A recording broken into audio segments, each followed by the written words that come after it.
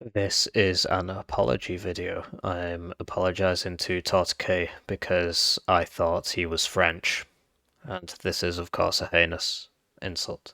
Good morning, I'm at the center of yet another political controversy, and here we are casting a Red Dragon game between Tortique of Red Dragon fame and Razzmann. He's changed his name, like all the top players in Wano do all the time, except me, smiley face. So he's called Breaches Heavy Me with me own piss, that's a pretty good one actually. But yeah, this is Razzmann. I got the replay off him, and this is Tortique. I just wanted to make it up to Tortique after calling him French. So here he is playing as France with his Leclerc tanks, and let's talk about the deployments, and then we'll talk about the game. So yeah, I'm casting a Red Dragon game. My love of money vastly outstrips my love of Wano. So if you want me to cast more Red Dragon games, yeah, sure, just pay me, bro. That works for me. So let's talk about the map. This is Mudfight. Basically, Red Dragon's been out for a long time, and everybody knows that most of the maps in the game are complete garbage. So there's just two maps that people play over and over and over again. Well, that's not fair. Maybe more like four in 1v1. And this is one of them. It's called Mudfight. And essentially, one team starts on Echo, one team starts on Bravo, and there are three zones in the middle. Blue basically gets Foxtrot for free, and Red has, from what I remember, Red has an advantage in Alpha.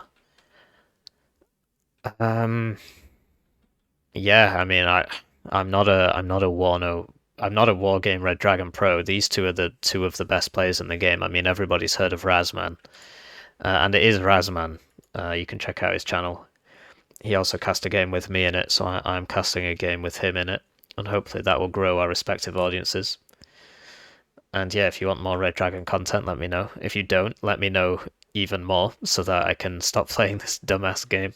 It is a good game, but it's very played out. So you'll notice that I can't drag box, nor can I hide this screen here that's telling you how long the game is, so that'll be blurred out in the replay. I cannot hide that without hiding the entire HUD, which isn't very helpful. And I cannot click on the units and see where they're going. I cannot click on the units and see what's inside them, so I know that this is a Fux Milan, and I know that it's going to be transporting somebody, but I don't know what it is, even though I'm a spectator. I can still view the info by pressing I and hovering over things. So, let's talk about the deployments. We have Tortique over here playing one of the meta divs in the game. Coalitions. So, essentially, in Red Dragon, you play as a single nation, not as a division within that nation. And you can also play as a coalition. So nations in Red Dragon have strengths and weaknesses, just like a division would. And coalitions remove all of those weaknesses by pairing that country up with another arbitrary country. And that removes all the weaknesses. So coalitions are very strong in this game. And here we have Eurocorps. So France does have some disadvantages. I think I can't remember what they are. I wasn't very good at Red Dragon, but France, if you play France by itself, it has some disadvantages, but you can pair them up with Germany and just get rid of all the French disadvantages and all the German disadvantages. What you lose from that is, so in Wano, obviously you get points to spend on your deck, and you will lose 5 of those points if you go for a coalition. And I think you lose a little bit of availability on your units. Your availability on your individual units goes down, so there are disadvantages to that. So we've got Tortique playing as Eurocorps, so France-Germany, which is a coalition that actually makes sense. There are some coalitions in this game which make absolutely no sense, like Baltic Front, Poland and Finland in a coalition. There used to be one that was the Soviet Union and North Korea, but they took it out of the game. And yeah, South Korea and Japan as a coalition. And I don't know if you guys know how much South Koreans love Japanese people, but oh boy. Anyway, on with the deployment. So we can't say where the units are going or what's in the units, but we know that Tortique opened with a fob, so he's expecting a nice long game. And he's opened with a Fux Fufu. That's just a CV, so in Red Dragon you need to keep your CV in the zone, and it needs to be stood still, or you lose the... So if you would lose the spawn point if you didn't have this CV here. In fact, I don't think the game will let you start unless you deploy one CV. And if this CV dies and you've got no other CVs on the map, the game ends straight away. So that's worth knowing. And if you move this, you can't spawn units in anymore. So helo rushing is always a problem in Red Dragon because you can just run loads of crap at him. And if you kill the CV, the game ends. So that's always a riot. Right, so let's go left to right.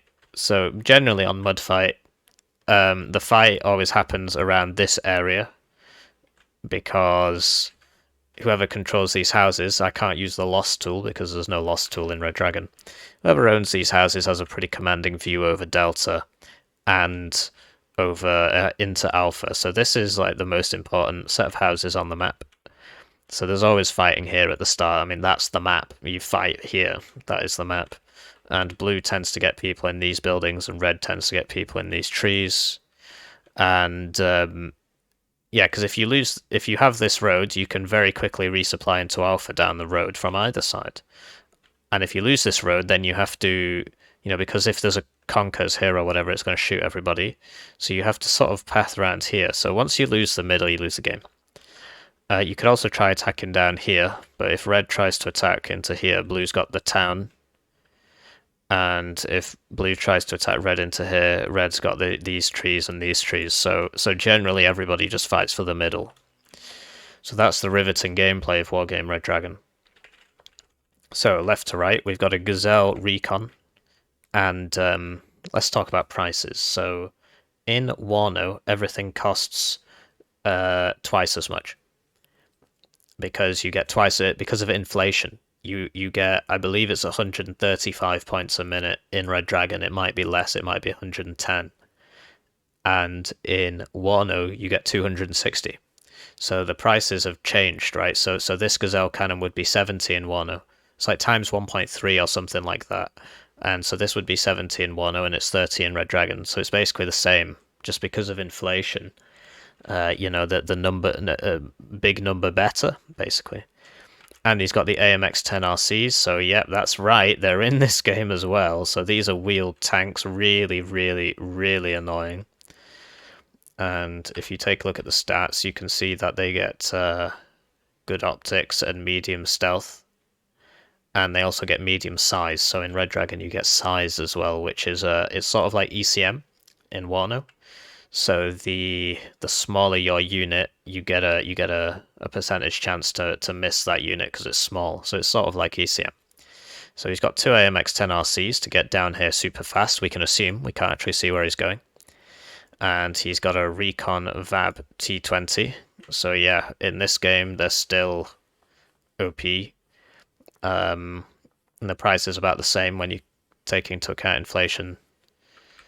And they've still got the autocannon from before they fixed it in Wano, so that they're just an IFV, wheeled IFV. And it's got a recon inside it, but we don't know what that is. Behind that, we got two more VABs with units inside them. We have to zoom in so that we can see the icon that says that they're infantry, so they're not recon. But we don't know what infantry they are, but we know that they're at 3 vet, and they're feeling pretty calm. Behind that, we've got a Crotal. Crotal is this OP bullshit French AA piece, which allegedly is from 1980, so presumably we'll get this in Wano at some point. And it is it's sort of like an Osa in Wano, or a Chaparral in Wano. Yeah, it's probably more like a Wano Chaparral, basically. It's extremely good. It basically gives France very good AA. And behind that we have two Leclerc tanks, which, as you can see, were only invented in 1993, so we will never see these in Wano. But I bet you we'll find them eventually, a year from now or something. I bet they'll be in. So these are really expensive. If you consider that you have to multiply the price by, plus 130%, right? So times 2.3. So it's already, when you double that, it's already 330 points, and so it's like a 360 point tank. In Wano, this would be about 360 points, something like that. So it's an extremely good tank in the game. Obviously, in real life, it's crap. And yeah, look at the gun. I mean, look at the pen. Look at the rate of fire, 12 rounds a minute. Look at the armor. It's incredible. Armor values are roughly analogous between Wano and Red Dragon. You don't have to worry about that too much. And the guns, they're about the same, right? So look at it's got a perfect stabilizer at 70% accuracy and 12 rate of fire, but it's very expensive, and he's open with 2 of them. Then he's got a supply. Supplies in Red Dragon, you can choose whether or not to supply ammunition, fuel, and spare parts. You don't get to do that in Wano, so that's one for Red Dragon. To be honest, that's something Red Dragon does well. And then he's got 2 mortars, because Red Dragon 1v1, and you'll see this as Razzmann does the same, it's all about buying super heavy tanks with some shit in front, and then you smoke the super heavy tanks, and you sit in your cope cloud all game. And that's why the pros love this map so much, because there's just so much open space to smoke and sit in. So that does it for the left. Moving to the right, we've got 2 Fux Milan, which contain... No, hang on. Yep, so we got a Fux Milan, which contains an ATGM team. It's a Milan of some description, presumably. And we've got a VAB T2013, which contains a recon of some description, but we don't know what they are until they unload. And on the right, we've got an AMX 1390, which is, this is in Wano as well. So this is just, I believe, like Berlin Bros get this. And yeah, it's just a very, very cheap, well, this is a recon variant, so Berlin Bros do not get this in Red Dragon, but it's a very cheap, small vehicle. And he's just probably going to send that to the right, because he doesn't expect any fighting on the right, because everybody always fights over this middle part. So that does it for Tortique's deployment. And once again, I'd like to apologise for calling him French. Over on the other side, we have Razzmann playing as the USSR. So single nations are also good in Red Dragon. To give the devil his due, 2 of the top nations in the game are the USSR and USA, which are vanilla divisions, vanilla nations, and they are single nations as opposed to coalitions. You can get USSR in a coalition with... Oh, actually, can you anymore? You used to be able to get it with North Korea, but you can't anymore. So I actually think USSR doesn't come in a coalition anymore. But USA, you can get in a coalition with Canada, and it's called NORAD. Anyway, so we've got a Screshet. These guys are in Wano as well. Funky looking.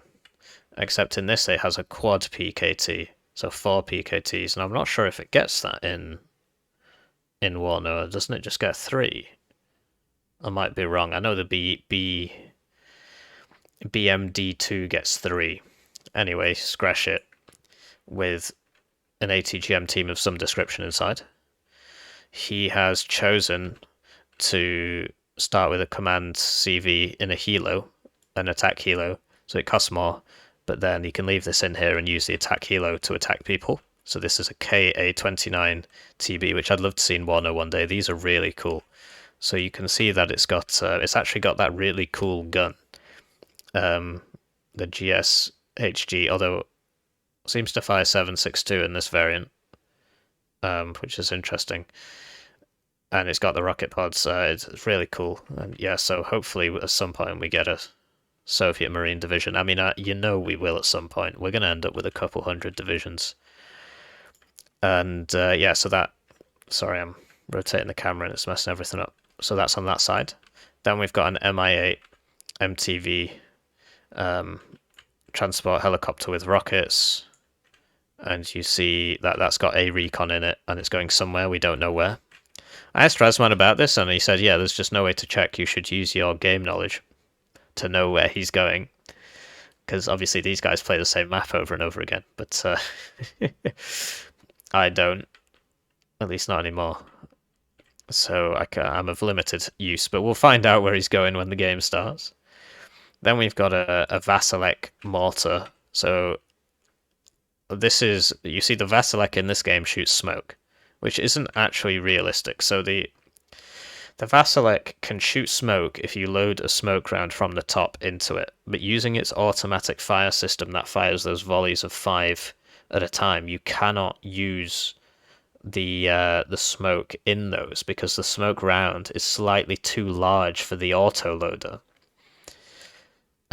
So it shouldn't be able to shoot smoke, but hey, whatever, it's a video game. It doesn't really matter. He's got a Vasilek for smoke, and he's got a Buck M1 passenger plane deletion engine.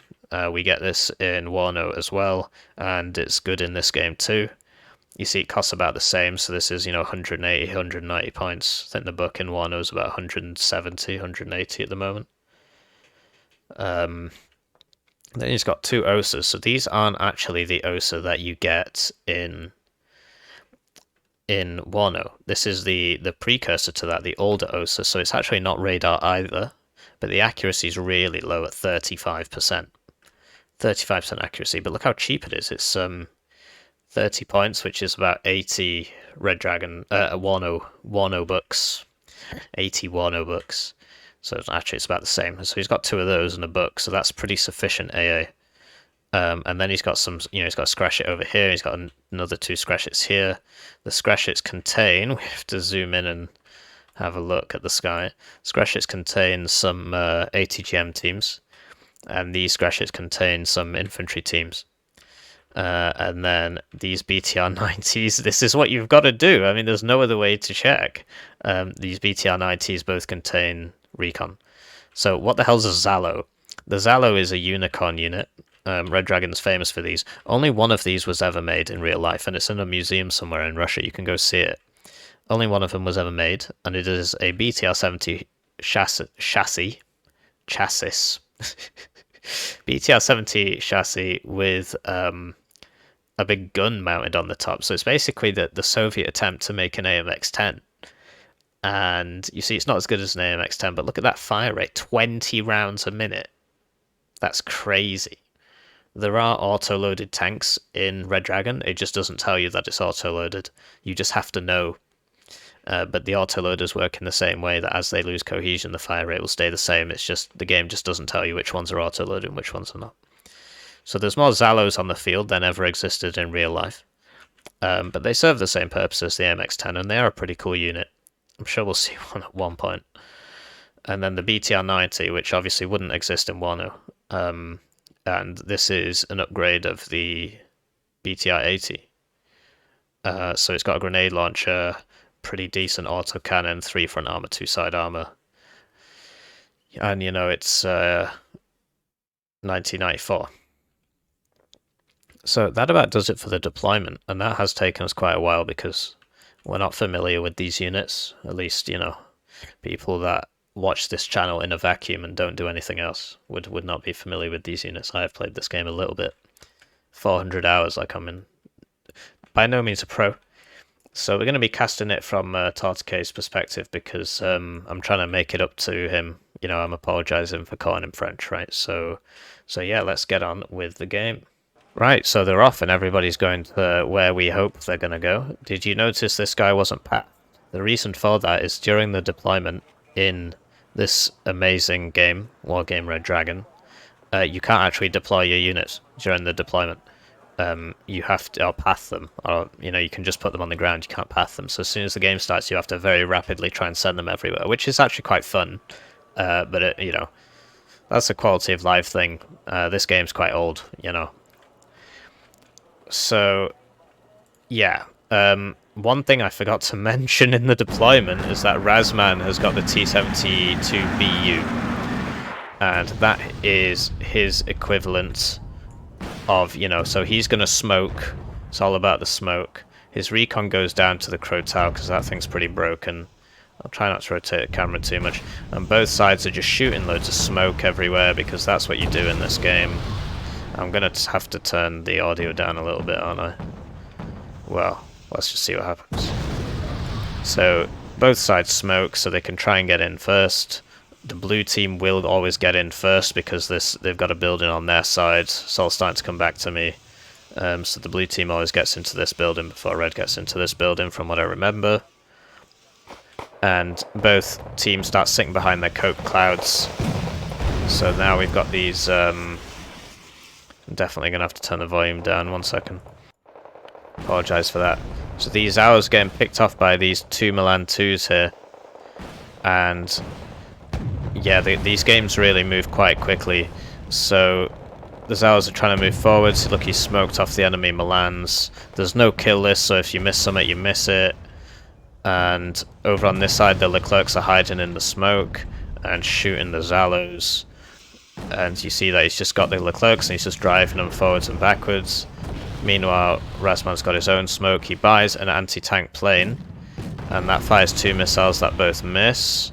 He's got VDV-90. These guys are really good. They get a rocket launcher that goes really far. And you see that, whoa, 4 scratches. And so these Leclercs are hiding in their cope clouds. And then the VDV-90 just kills one of them. So that's 360 points down the drain. And then they immediately teleport to the next building, because you can do that in Warno. This Leclerc's still shooting, and then the anti-tank plane kills that as well. So Tortique just lost, you know, basically half his opener. Something like half his opener there in a couple seconds. And this Vampire is a really, really, really, really good AT. Look at the range. It's 875 meters. So he's lost his... so you see the LRAC in this game only goes 700, but this thing goes 875. It's got 24 pen. So it killed that super heavy in 1 shot. So Razzmann has managed to take the middle, and Tortique switched his fire to HE from smoke, because there's no reason to smoke his 2 super heavies because they're dead. And now Razzmann's pushing with his T-72 BU and his BTR-90 in front. You see that we can't see the health bars unless we hover over the icons, which is a shame, but it is what it is. And Tortique is now shooting the open ground because he doesn't know where the enemy is. Razzmann using this Vassal-X smoke to great effect. You see he's moving up his coat cloud. Over here, that transport that he got the CV in, that's already fighting over here. Tortique gets his OP Crotal over, and this will probably just one-tap it. It's just got to get through the building there. And, alright, I mean, that happens in Warno sometimes as well, I suppose. So, looking pretty bad for Tortique here. He's lost his 2 super heavies. Razzmann's still got his 1 super heavy. He lost all his infantry and he's lost the middle. So that's not good. So he buys another super heavy. This time it's a Leopard 2 A5. And you can see the stats on that, but I have to stay hovered over it, otherwise it disappears. I can't actually click on it. That's just the UI again. Now we've got Spazzmann Gru. You'll remember these from Warno. And they're sprinting across the open field. Infantry does move faster in this game, but artillery is more devastating, so that's the trade-off. And elite infantry move faster than regular infantry, so these guys are running at 30 kilometers an hour. And they're just sprinting towards these Commandos Para and these Milan 2s, just to spot for that rocket. And yeah, helicopters very deadly in this game. So the Leopard 2 now has moved into the new cope cloud, but if he shows his face, this VDV is going to kill him again. And yeah, this is basically, this is the way the game works. You smoke your super heavy and you pop it out and shoot, and then you pop it back. So here we go. This obviously gets an ATGM, but it gets blocked by Razzmann's own smoke there. Just fired a little smoke there and blocked it. And Tortique is desperately trying to get in here. This AMX-13, yeah, they're getting picked off by this BU, but you see the guys inside survive, unlike in Warno. But did you see how it lost 4 HP from a single tank shot? When this says 4 HE, it actually means it. So you see these guys are going to be losing a lot of people here. And Tortique's got to get this Leopard over into position, but, you know, he needs to get back in his cope cloud. Razzmann's retreated into his cope cloud. It's all about the mortars, it's all about the coping. And you see that Razzmann's saturating the area with, he had 2 of these before as well, but they died. Sorry for missing that. It's like a bad faggot. You know, the faggot ATGM, this is even worse than that, it's called a Factoria. But you can get 2 of them for 20 points, which is 40 Warno books, 45 Warno books, and so that's really quite cheap. So over here he's trying to get a BTR-90 around the back, I guess. We can't see paths. And he's, you know, he's shooting his smoke, and then he's popping out, he's shooting, and then he's going back in the smoke. Obviously in Wano, vehicles bring their own smoke, but in this they don't, so you make your own smoke. And to be honest, Wano will end up just like this in a year. Everybody just smoking everywhere. Smoking the entire map. Oh, that was a good shot. Oh, I thought it was a side shot, but it wasn't. But yeah, this Leopard 2 is about to die, so he needs to get out of there. And this guy's only worried. 22 armor on that T-72 VU, 22 on that Leopard. So, yeah, that was interesting fight, but now Tortique can't protect his infantry with his Leopard because he's got to pull that back. And now his infantry are getting roasted by these Saperi with the flamethrowers. And these BTRTs, they've got grenade launchers and 13 front armor. So, not looking great for Tortique. I mean, he's still sort of got alpha here, but his reinforcement's really been messed up. And Razzmann's managed to push over here as well. And over here, nothing's really happening, but he's got another Factoria. The Commando's power are going to open up on that Spazzmann Gru.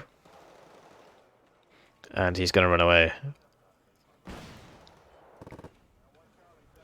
BTR-90 around the side hit, so something died there, sorry I didn't see it. The Apelas got it. Apelas in this game only goes 700 meters. And this BTR-90 is just cleaning everybody up on the back end. And then Tortique surrendered. So that was a really interesting game. Let me know what you think. Let me know what you think about Wano versus Wargame. Certainly the quality of life features in Wano are better. The gameplay is quite different, but Wargame does do some things better. It's you know, the supply, the fact that you can toggle the supply. What else? I like the fact that infantry actually damages people in Red Dragon. That's good. And the helicopters are a lot more lethal in Red Dragon. So that was a really interesting game, and you know, Tortique, this guy is he's the 13th best player in Red Dragon. And Razzmann's obviously the best player in Red Dragon, but you know, his rank's gone down a little bit. So yeah, let me know what you think, and GG.